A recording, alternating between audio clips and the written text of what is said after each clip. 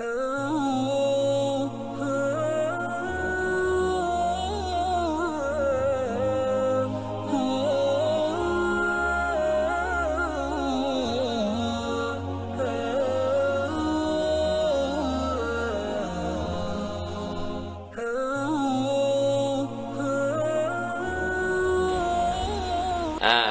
tengok sini. Bukan ustaz nak bagi tahu nak ni. Dah. Anak-anak kecil sekolah rendah, abang-abang sekolah menengah, kakak pun sama, adik pun sama. Saya nak bagi tahu. Kalau kita tak tahu, masih peluang lagi untuk belajar dan baca. Sebab saya duduk di Kuala Lumpur, di Selangor. Dua tempat ni saya duduk ulang alik. Orang-orang tua-tua dah kerja dah, umur macam ayah dengan mak kita. Tapi saya tanya soalan yang sama, macam ni juga jawapan dia. Tak ada siapa boleh cerita. Kalau dah dewasa nanti macam mana?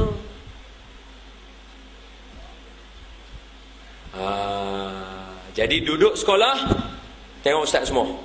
Duduk sekolah, kena belajar semua yang boleh belajar. Belajar dengar cakap. Belajar yakin dengan guru. Belajar menghormati guru. Belajar sirah nabawiyah. Belajar berqasidah. Belajar baca Quran.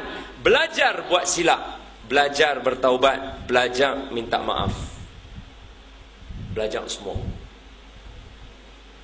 Dulu, ni saya cerita saya sikit. Saya sekolah tahfiz juga. Tapi masa tu umur saya 18 tahun. Saya dah lambat dah hafal Quran. Kawan-kawan saya semua dah hafal daripada kecil lagi. Pandai mereka bahasa Arab, pandai Quran. Cekap mereka. Saya hidup di Mesir. Guru saya buta. Tapi guru saya dah meninggal dah. Saya bawa guru saya tiap-tiap pagi pergi sekolah. Saya akan bawa guru saya yang buta tu pergi sekolah. Bukan saya cerita saya bagus, bukan saya nak cerita kata saya baik, tak. Saya nak cerita apa yang saya buat. Bawa guru pergi sekolah. Balik sekolah, hantar balik guru naik rumah. Duduk sampai guru kita kata apa? Aku dah tak ada apa dah, hang boleh balik lah. Baru balik. Saya tak ada duit. Saya akan cerita benda ni pada semua orang. Masa mengaji dulu kat luar negara dulu, mana ada duit banyak. Saya anak orang susah. Mak saya kerani. Ayah saya pembantu makmal. Tak pernah ada duit banyak. Tak pernah kenal duit ribu-ribu ni, tak pernah kenal. Tak tahu duit banyak mana apa. Duit paling besar pun masa tu biasa tengok RM10. Susah. Jadi bila mak saya bagi duit, lah duit tinggal RM10 RM10 dalam poket. Tak ada dah duit minggu tu, bulan tu tak ada duit dah. RM10 dah ada. Tiba-tiba guru saya buta tu dia kata, "Dun, aku ni sakit lah. Aku nak kena makan ubat. Hang boleh tolong pergi beli ubat tak dekat aku?" Saya kata, "Boleh." Kalau hang boleh, aku panggil ni. Dia panggil isteri dia. Dia panggil isteri dia, dia ambil kotak. Nah, ambil tengok kotak ni. Ambil. Berapa harga ubat tu? RM10. Saya ada RM10 je. Ubat tu harga RM10 juga. Nak beli tak beli? Beli juga. Saya memilih untuk beli. Saya turun mau pergi beli. Naik balik. "Syekh, ini ubat." Syekh pegang tangan bagi. "Oh, terima kasih Don." Dia buka, dia ambil ubat, dia makan, dia minum air. Habis, duit tak ada, kosong. Tak ada. Turun dah tangga, selup tangan dalam poket. Turun tangga, duit tak ada. Tapi saya baru turun tangga. Rumah Syekh saya tinggal 4. Saya baru turun tangga, belum keluar lagi pintu Syekh, bangunan yang Syekh saya punya rumah. Baru turun. Turun, handphone saya vibrate. Vibrate tu. Tengok handphone. "Woi Don, hang ada kat mana?" "Aku nak bayar hutang hang, yang itu aku hutang hang." Dapat balik duit. Itu guru saya buta. Tapi guru hampa semuanya celik baik-baik belakang. Masya Allah, tabarakallah. Ada guru buta tak kat sini? Ada. Habis tu tak mau dengar cakap pasal apa? Ha. Sengih seorang-seorang. Tahu pun. Dia tak boleh duduk dia. Amal dah kena kat dia. Dia kata aku kena. Macam mana? Ingat, saya pesan sekali lagi, kita hormat guru, kasut guru, jalan jangan potong daripada guru. Saya berjalan dengan mak bapak saya. Mak bapak saya akan jalan depan dulu, baru saya jalan belakang. Saya tak akan jalan depan mak bapak saya, kecuali masa nak ambil kereta. Sampai sekarang mak bapak jalan depan, anak-anak jalan belakang, isteri semua jalan belakang, mak bapak jalan dulu. Kalau mak nak pegang tangan kita, mak pegang, tapi jalan depan sikit daripada kita, kita jalan belakang. Sampai sekarang. Kita dengan mak bapak kita, kita dah lari jauh dah. Mak sini mak ni, mainan kat sini.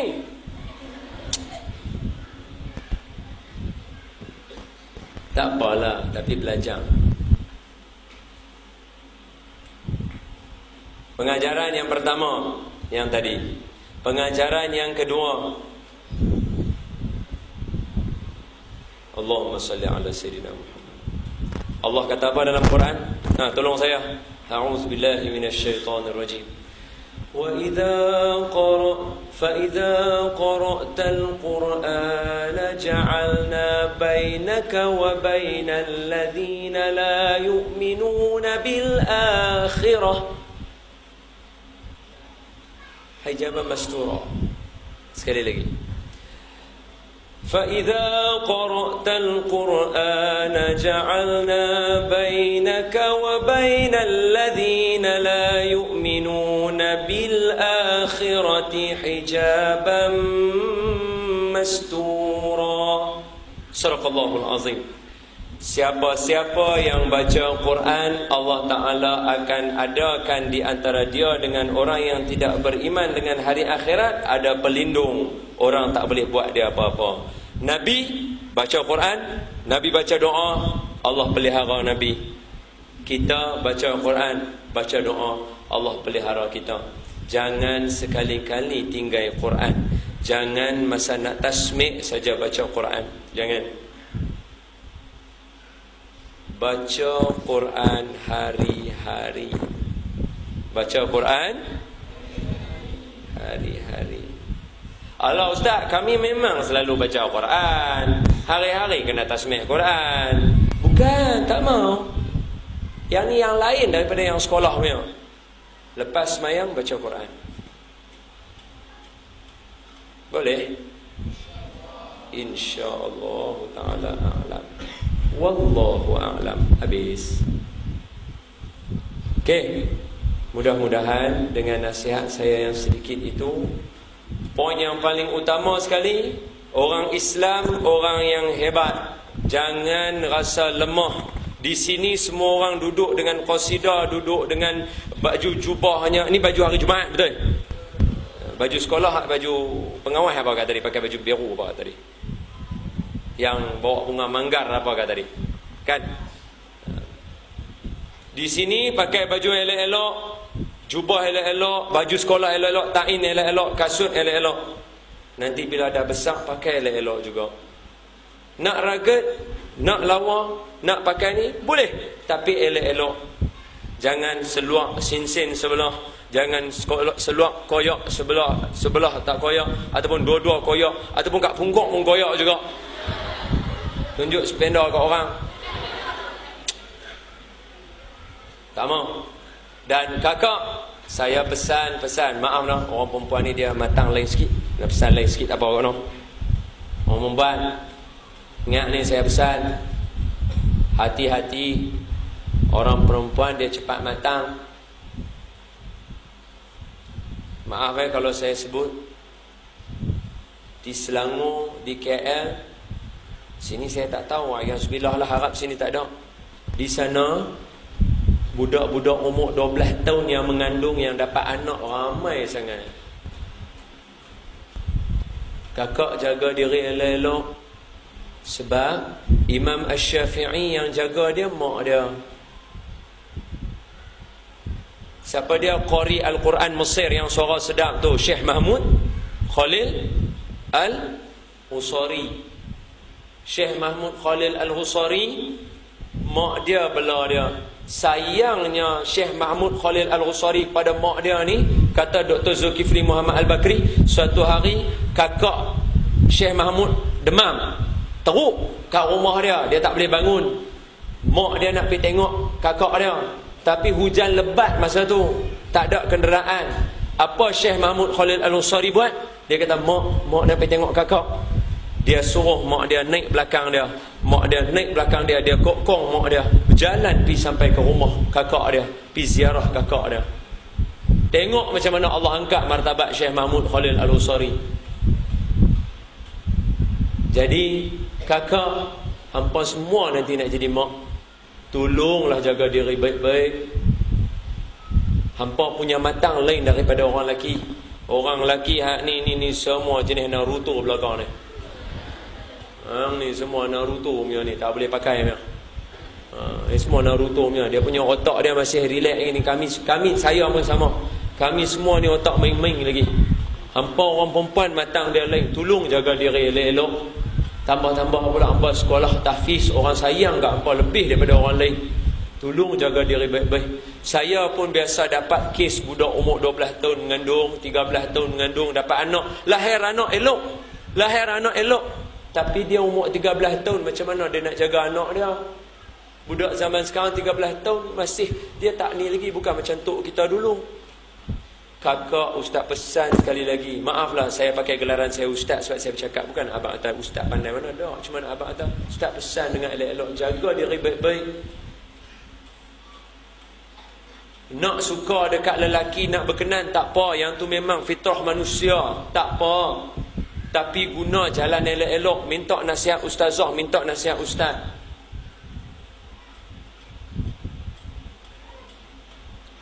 Dan saya pesan sikit kat cikgu, bolehkah? Cikgu ada juga kan? Cikgu, ustaz dan ustazah yang ada, maaf saya bukan tunjuk pandai. Cuma saya nak pesan, salah satu daripada cara Nabi mengajar,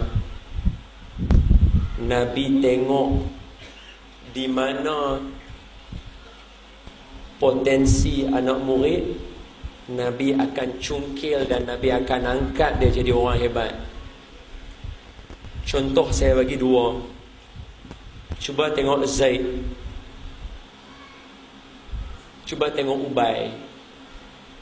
Ubay bin Ka'ab dengan Zaid, mereka bijak. Nabi tahu mereka belajar pandai. Nabi bagi mereka belajar bahasa Yahudi. Belajar bahasa Yahudi. Dalam masa 2 minggu aja mereka dah boleh conquer bahasa Yahudi. Mereka dah jadi pandai bahasa Yahudi. Lah bila Nabi nak deal dengan orang-orang Yahudi, Nabi nak sembang, Nabi bawa dua-dua orang atau bawa salah seorang sembang dengan orang Yahudi supaya faham. Kalau ada penipuan berlaku, Nabi boleh dapat tangkap. 1. 2. Khalid Al-Walid. Khalid Al-Walid, dia umur dia sekolah menengah, umur 18 tahun, 17 tahun, 16 tahun, Nabi dah angkat dah dia jadi tentera perang. Nabi suruh dia jadi hero perang bagi menang dan menang. Tapi Khalid ada satu kelemahan dia.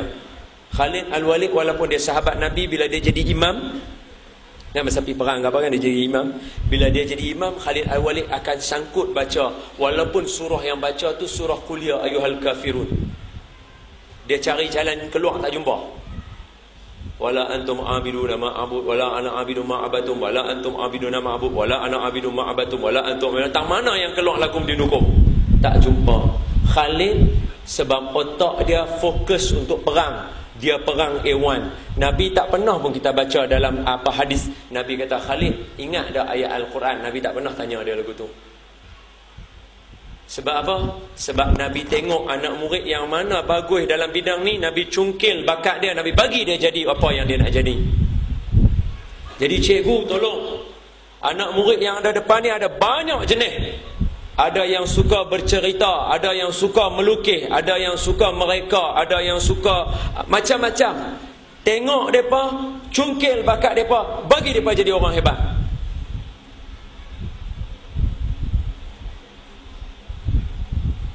Boleh tak cikgu? Maaf no. Sebab sekarang ni cikgu, sekolah-sekolah hak lain mereka mengajak lagu tu lah. Dia mai, dia ajak, dapat gaji balik. Tak mau. Ambil sunnah Nabi. Tengok anak murid ni tak ada apa kelebihan pun seorang ni. Cari lagi. Tengok rupanya dia pandai main bola sepak. Cungkir bakat dia. Bagi dia jadi pemain bola sepak yang pakai seluar panjang. Maaf saya cerita. Bila saya cerita lagu tu kat semua orang kata, ustaz boleh tak? Pesepak pula tak boleh. Forum Perdana Ehwal Islam TV1, tak ada orang boleh pakai serban melainkan aku seorang lah. Dulu siapa pakai serban semua kena tangkap. Lah ni orang mai cari, ustaz tolong masuk dalam TV. Mai cari orang pakai serban. Saya kata bukan apa tak boleh lah kalau tak pakai serban. Allah tak apa ustaz sekarang dah boleh lah. Orang Islam jaga pendirian.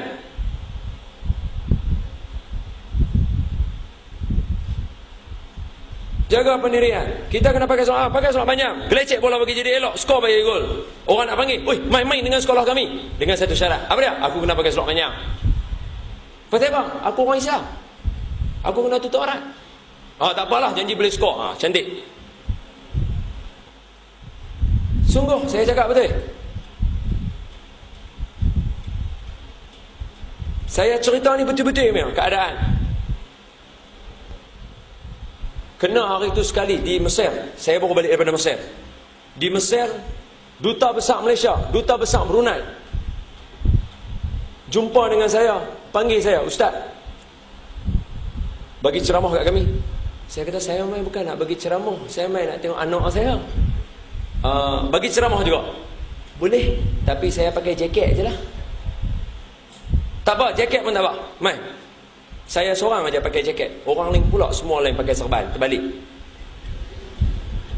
Sebab saya pergi Mesir bukan nak bagi ceramah, saya nak pergi tengok isteri saya. Sampai-sampai Duta panggil. Lepas Duta Malaysia, bayangkan ni semua orang pakai jubah, pakai serban, pakai kopiah apa, budak ramai. Saya seorang aja pakai jaket, duduk atas, bagi kuliah. Brunei sama. Mana pakai baju Melayu mereka semua cantik, lawa, berkilat-kilat. Saya seorang pakai jaket juga. Tak bawa baju, bawa t-shirt aja.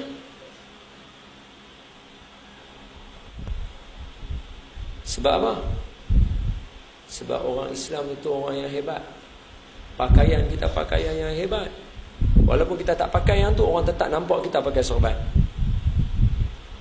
Pakaian ni jaga sampai ke akhir hayat. Semalam, bukan semalam, tak sah. Hari ni tak sah.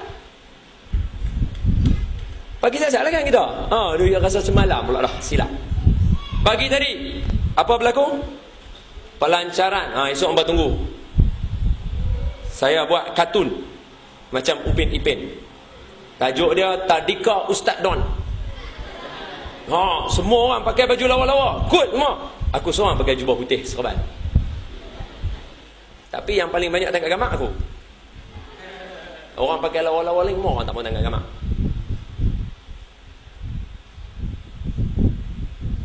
Agung panggil turun pergi Kedah itu.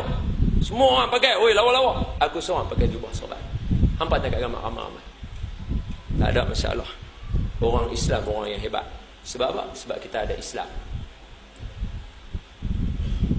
Ingat, pakai sorban, pakai kopiah, pakai jubah, pakailah apa pun yang agama Islam ni ada ni. Ridha kalau ada, jangan tinggal. Tak ada, bubuh kain pelikat. Tapi nak pakai baju sekolah pakai, tak ada masalah.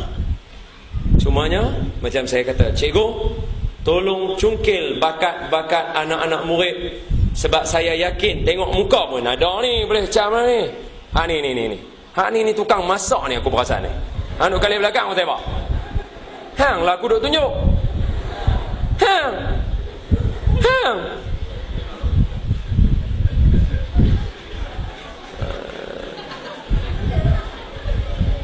Tengok orang pula dah. Gaya muka tukang masak. Biar tukang masak zaman lah depa pakai kopiah tinggi tu kan. Tak ya. Tukang masak kita pakai kopiah, pakai sorban. Masak. Takut apa? Macam apa rasa lemah semacam lah dah. Dia kata, Ustaz, sorban ni semua nak semayang. Ustaz, oi, dah lah hak yang semayang lah. Hak masak yang nak bau minyak apa semua, satu sorban lah, bos. Sorban hitam ke, sorban kuning ke, kuning janganlah. Sorban hijau ke, sorban apa ke, ni khas untuk masak. Cuba balik nanti, mereka boleh pandai, hampa pandai internet tak? Ui, pandai. Pandai yang pandai ke buat pandai? Pandai betul lah. Balik suruh tanya Ustaz, saya nak tengok Al-Biruni, saya nak tengok Al-Farabi, saya nak tengok Ar-Razi, saya nak tengok Ibnu Khaldun, saya nak tengok Ibnu Battuta. Semuanya nama-nama ni semua pakai sorban.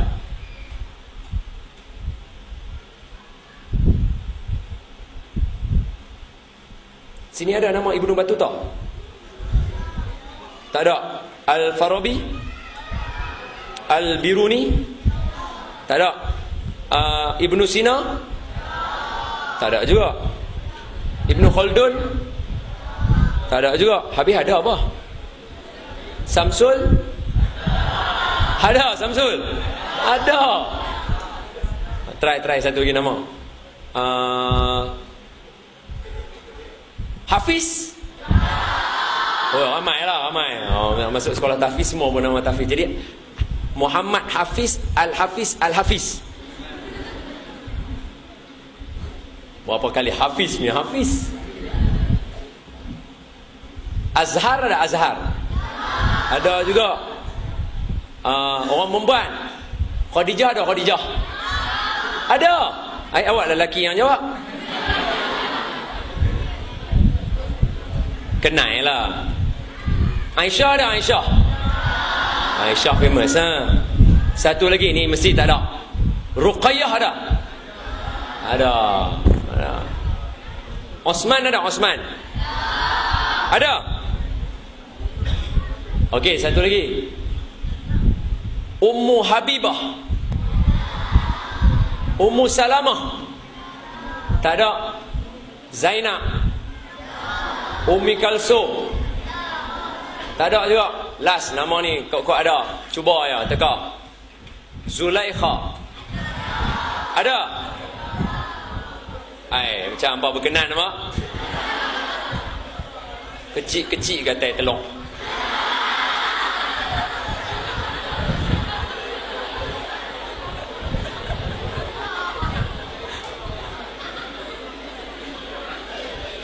Allahu Akbar.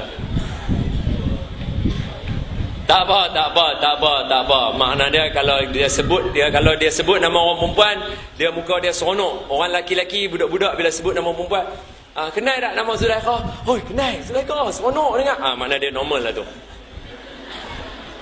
Bagus lah tu, normal lah tu, elok lah tu. Habis. Wallahu a'lam.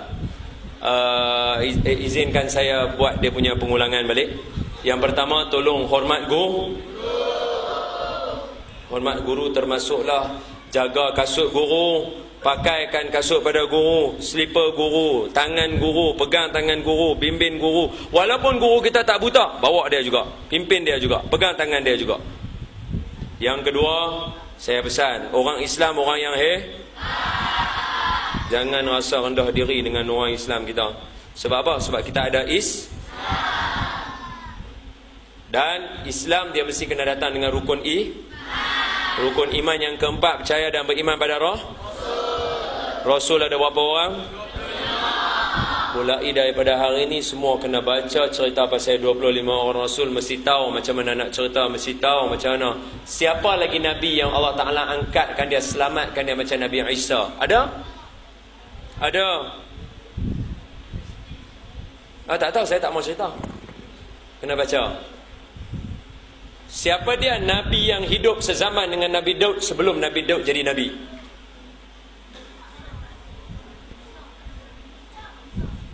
Mana boleh. Siapa dia yang angkat Nabi Daud menjadi Nabi? Nabi Daud selepas dia anak dia Nabi Sulaiman. Siapa Nabi yang hidup sebelum zaman ketiga-tiga orang Nabi ni? Pandai. Siapa jawab tak sat? Kan hang main teka ya? Jawab betul. Wallahu alam. Minta ampun, minta maaf. Cumanya yang ni pesanan yang terakhir Syekh Nuruddin pesan kat kami. Dengar. Okey, semua tenang. Habis dah cerita tadi.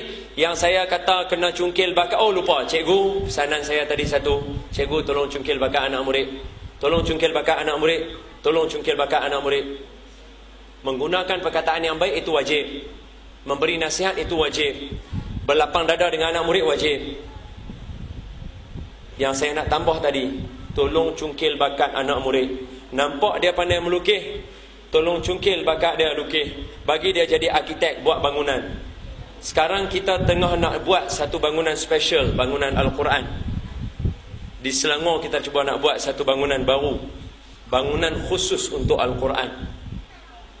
Nanti kalau siap, insya-Allah, siapa yang nak buat lawatan, mai Selangor kita tengok Al-Quran daripada zaman dulu sekali first tulis Quran sampai zaman sekarang. InsyaAllah. Tak sat baru saya jumpa untuk buat proposal. Benar macam tu. Tolong. Wallahu a'lam. Okay, dengar elok. Habis dah. Itu semua saya pesan habis dah. Dengar ini. Yang ni last. Pengetua, guru besar, pengetua guru besar, cikgu-cikgu, anak-anak murid, sahabat-sahabat qasidah, dengar elok ya. Siapa-siapa di dalam dewan yang mulia ini, semua yang luar sekali-sekalian lah. Siapa-siapa yang ada di dalam dewan ini bersama dengan kita dalam majlis ini, yang ditakdirkan oleh Allah Subhanahu wa ta'ala diberikan peluang kepada dia untuk masuk ke dalam syurga pada hari akhirat esok. Dengar elok. Siapa-siapa yang ada dalam ni, yang di akhirat esok tiba-tiba Allah takdirkan nama dia masuk syurga, maka saya pesan, tolong jangan lupa kawan-kawan, pegang tangan kawan-kawan, bimbing juga untuk masuk dalam syurga sama-sama. Saya ulang sekali lagi, siapa-siapa yang ada dalam majlis hari ini yang Allah Ta'ala takdirkan dia masuk syurga esok, jangan tinggal kawan-kawan, pegang tangan kawan-kawan, tolong bawa juga masuk dalam syurga. Mudah-mudahan dengan cara macam tu semua orang boleh masuk dalam syurga, insya-Allah. Aqulu qawli hadha wa astaghfirullahal azim li wa lakum. Assalamu alaikum warahmatullahi wabarakatuh.